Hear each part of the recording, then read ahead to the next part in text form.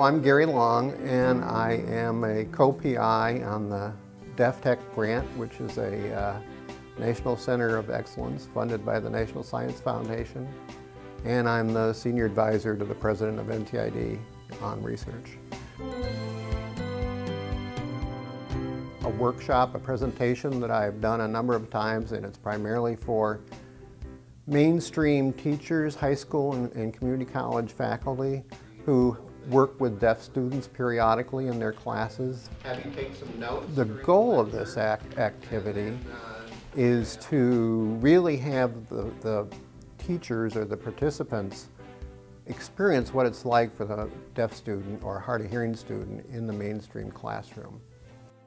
And we do that by showing a short simulated lecture, and so these are hearing teachers and they're experiencing the lecture without sound, but they have captions that they can read at the bottom.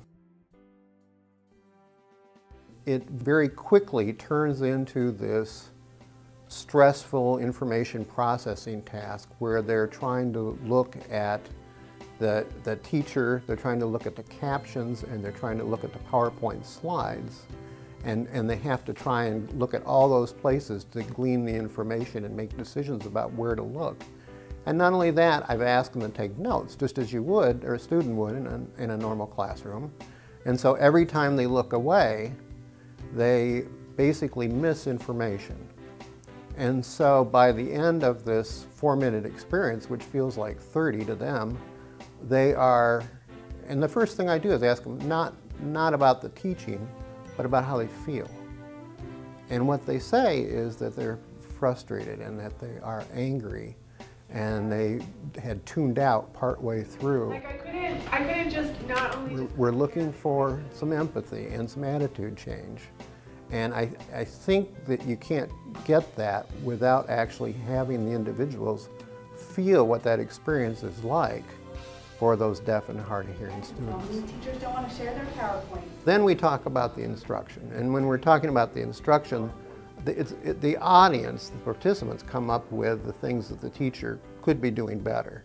And the kinds of things that they talk about are they need to, as they teach, pause, not present information so fast. They need to slow down a little bit.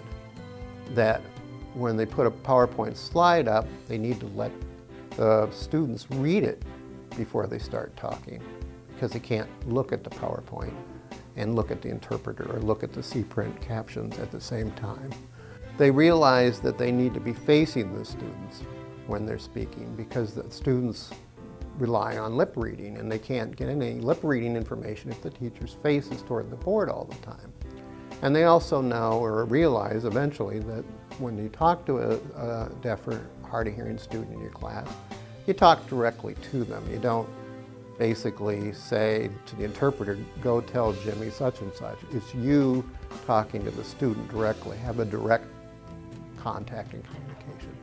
What you're doing for the deaf students really makes you a more effective teacher for all your students. So these are basically good teaching strategies. So as we're doing this training and providing these materials so that other teachers can go out and talk to teachers about good teaching and good instruction. And so, yes, all these things that we're presenting, we learn from working with deaf students, but hopefully you can help other teachers become better teachers.